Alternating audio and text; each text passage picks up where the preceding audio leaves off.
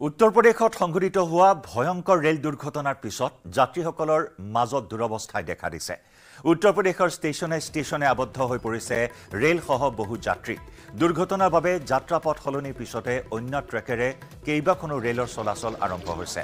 লক্ষ্ণৌত আহি গোট খোৱা ৰেলসমূহৰ যাত্ৰীসকলে ষ্টেচনতে বুন্দাপৰ দিবলগীয়া পৰিস্থিতিৰ সৃষ্টি হৈছে। শুকুৰবাৰে পুৱালৈকে লক্ষ্ণৌ ষ্টেচনৰ প্লেটফৰ্মতে আবদ্ধ হৈ থাকিল অসমৰ বহু সংখ্যক যাত্ৰী। বৃহস্পতিবাৰে উত্তৰ প্ৰদেশৰ গুণ্ডাৰ মনকাপুৰত বাগৰিছিল ডিব্ৰুগড় অভিমুখী ৰেলখন। লাইনচ্যুত হৈছিল ডিব্ৰুগড় এক্সপ্ৰেছৰ 12টাকৈ ডবা। এই ঘটনাত মৃত্যুৰ মুখত পৰে ৰেলখনত থকা 4জনকৈ যাত্ৰী। আহত হয় 25ৰো অধিক যাত্ৰী। উল্লেখযোগ্য যে ৰেলখনত আছিল অসমৰ 300ৰ পৰা 400 যাত্ৰী। চণ্ডীগড়ৰ পৰা ডিব্ৰুগড় অভিমুখে গৈ থকা অৱস্থাত লাইনচ্যুত হৈছিল ৰেলখন। ঝিলাহী ৰেল ষ্টেচনৰ সমীপত সংঘটিত হোৱা এই দুৰ্ঘটনাৰ পাছতে কেইবাখনো ৰেলৰ যাত্ৰা সাময়িকভাৱে বাতিল কৰাৰ লগতে বহুকেইখন ৰেলৰ যাত্ৰা পথ সলনি কৰিবলগীয়া হয়।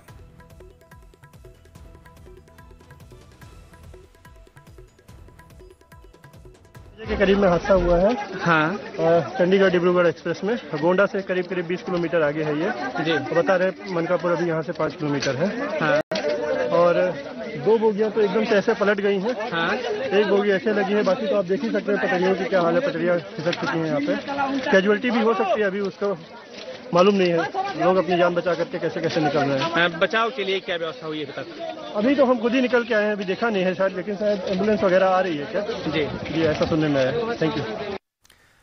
আৰু এই দুৰ্ঘটনাৰ পিছতে স্বাভাৱিকতে ৰেল যাত্ৰীসকলৰ মাজত হাহাকাৰ অৱস্থাৰ সৃষ্টি হয়। কিং কৰ্তব্য বিমূৰ হৈ পৰে একাংশ ৰেল যাত্ৰী। কি হৈছিল তৰকিব পৰা নাছিল একাংশ যাত্ৰীয়ে।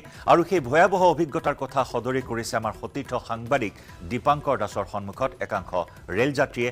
আগবঢ়াম দীপাংকৰ দাসৰ এক বিশেষ ৰিপৰ্ট।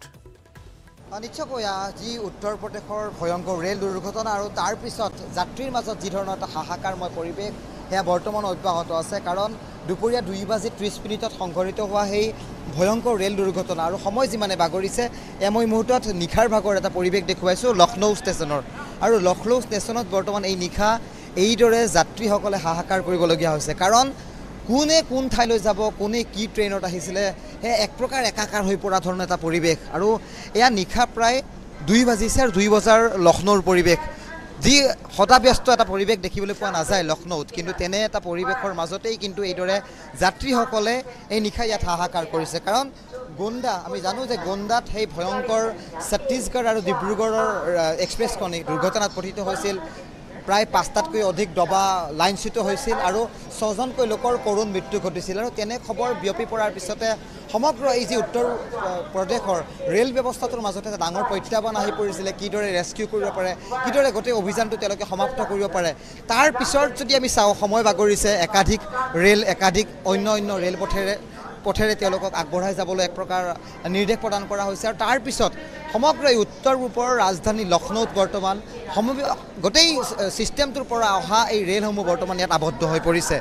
বিভিন্ন ঠাইলৈ এই ৰেলসমূহ যাব। কাৰণ এই স্থানৰ পৰা যদি চোৱা যায় তেতিয়াহ'লে প্ৰায় 90 কিলোমিটাৰ দূৰত্বত এই দুৰ্ঘটনাটো সংঘটিত হৈছিল। আৰু তাৰপিছত প্ৰায় 90 কিলোমিটাৰ যদি মাজত আমি চাওঁ তেতিয়াহ'লে গোণ্ডা আৰু তাৰপিছত লক্ষ্ণৌ, একাংশ দিল্লী অভিমুখী বা জম্মু অভিমুখী একাংশ ৰেলক প্ৰায় যিটো দুৰ্ঘটনাস্থলী, সেই দুৰ্ঘটনাস্থলীৰ পৰা এই ৰেল কটাই আনি এক প্ৰকাৰ অযোধ্যাৰ পিছত লক্ষ্ণৌলৈ অনা হৈছে।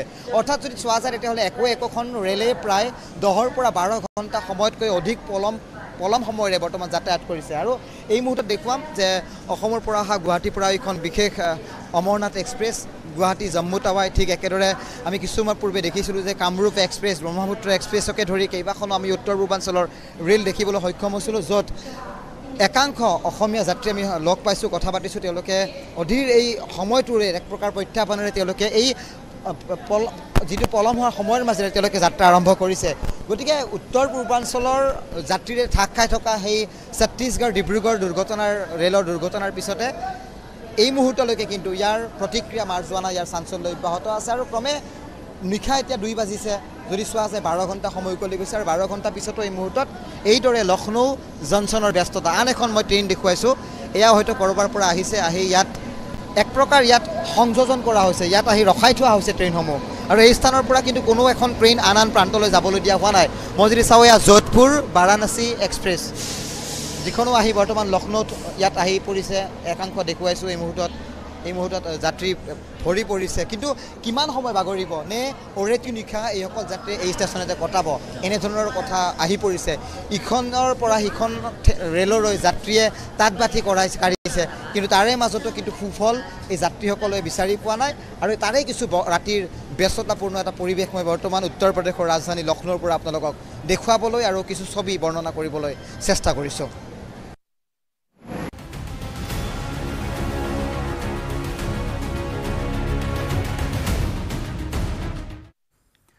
নগাঁৱৰ কঠিয়াতলিত চৰকাৰী গাঁওবুঢ়াক হত্যা দুৰ্বৃত্তই ডিঙি কাটি হত্যা কৰে গাঁওবুঢ়াজনক নিহত গাঁওবুঢ়াজন চিৰন্তন বৰদলৈ কঠিয়াতলিৰ দৈনিক বজাৰত সংঘটিত হয় এই শিহৰণকাৰী হত্যাকাণ্ড নাম্বৰ লালুংগাঁৱৰ গাঁওবুঢ়া আছিল চিৰন্তন বৰদলৈ এখন দোকানত সামগ্ৰী কিনি থকা অৱস্থাত হত্যা কৰে দুৰ্বৃত্তই ঘটনাস্থলীত উপস্থিত হৈ ঘটনাৰ তদন্ত আৰম্ভ কৰিছে আৰক্ষীয়ে আমাৰ কঠিয়াতলি নাম্বৰ লালুং গাঁৱৰ চৰকাৰী গাঁওবুঢ়া চিত্ৰৰঞ্জন বৰদলৈ তেখেতে আজি হোটেললৈ আহোঁতে তেওঁৰে সতীৰ্থ এজনে এটা ব্যক্তিগত আশাজত তেখেতক দাৰে আক্ৰমণ কৰে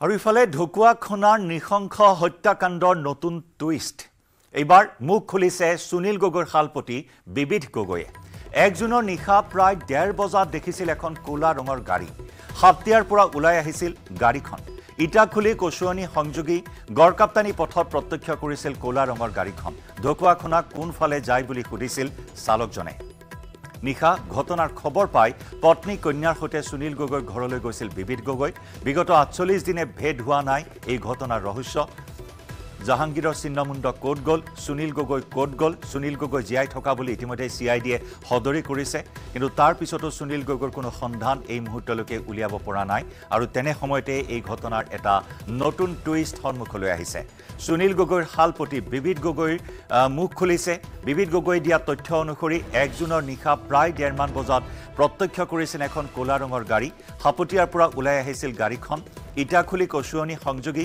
গড়কাপ্তানী পথত প্ৰত্যক্ষ কৰিছিল গাড়ীখন ঢকুৱাখনা কোনফালে যায় বুলি সুধিছিল চালকজনে আৰু নিশাৰ ঘটনাৰ খবৰ পাই পত্নী কন্যাৰ সৈতে সুনীল গগৈৰ ঘৰলৈ গৈ থকা অৱস্থাত প্ৰত্যক্ষ কৰিছিল গাড়ীখন আজি 48 দিন ধৰি ভেদ হোৱা নাই এই নৃশংস হত্যাকাণ্ডৰ ৰহস্য ইটাখুলি কালভাৰটো পাই তাতে মই এখন গাড়ী লগ পাইছিলোঁ হয় গাড়ীখনে মোক সুধিছে ঢকুৱাখানা কেনি যায় ঢকুৱাখানা কেনি যায় বুলি কওঁতে মোক এয়া পালেই আৰু অলপ গৈ বাওঁহাতে ঘূৰিলে ঢকুৱাখানা পাব